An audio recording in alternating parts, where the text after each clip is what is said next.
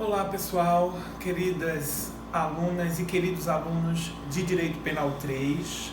Eu quero, na videoaula de hoje, iniciar uma nova sessão. Eu sei que ainda falta discutir algumas coisas naquela nossa última sessão da periclitação da vida e da saúde, mas eu vou deixar por enquanto esse tema de lado para avançar um pouco no nosso conteúdo e começar uma nova sessão, um novo tópico, um novo assunto, que são os crimes contra a honra. Os slides que começam a ser usados aqui nessa videoaula já estão disponíveis na plataforma do Cursify, uma nova sessão que leva esse nome, que leva esse título, o título designado ao capítulo 5 do nosso título 1º do Código Penal. O título 1º trata dos crimes contra a pessoa e o capítulo 5, dentro desses crimes contra a pessoa, vai trabalhar especificamente os crimes contra a honra. São 3 crimes: a calúnia, a difamação e a injúria.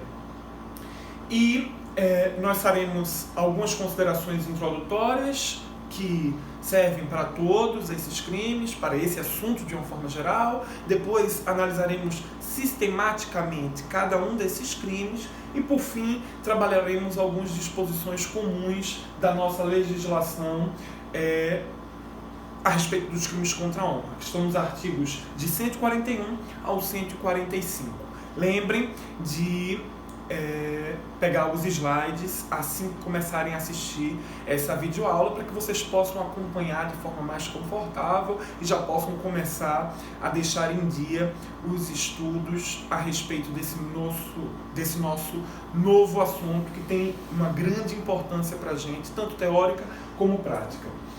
A primeira coisa que eu gostaria de chamar a atenção às senhoras e aos senhores é que os crimes contra a honra me parecem, e aqui é uma posição minha de penalista crítico, me parecem seriam melhor tratados por outros ramos do direito.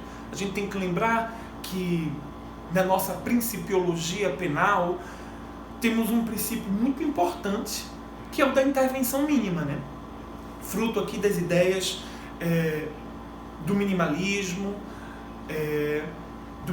penal, do garantismo, que percebe, enquanto escola de pensamento criminológico, enquanto escola de política criminal, que há uma necessidade de contração do sistema punitivo, do sistema de justiça criminal. E o princípio da intervenção mínima vem propor justamente isso.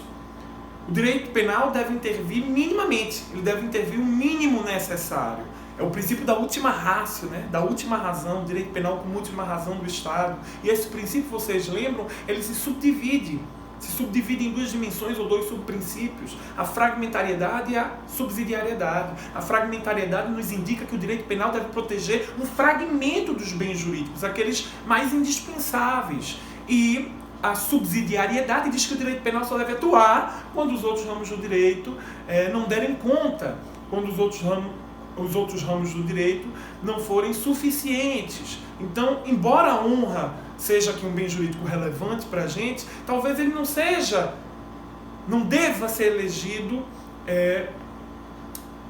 no rol daqueles indispensáveis. E ainda que o seja, devemos pensar que há possibilidade de trabalhar com outros ramos do direito na tutela desse bem jurídico. Temos aí o direito civil para indenizações por danos morais em eventuais ofensas à honra. Então, me parece que convocar o sistema de justiça criminal para atuar nessas situações de certa forma, violar o princípio da intervenção mínima, eleger o direito penal como primeiro soldado e não como último bastião, como última razão do Estado.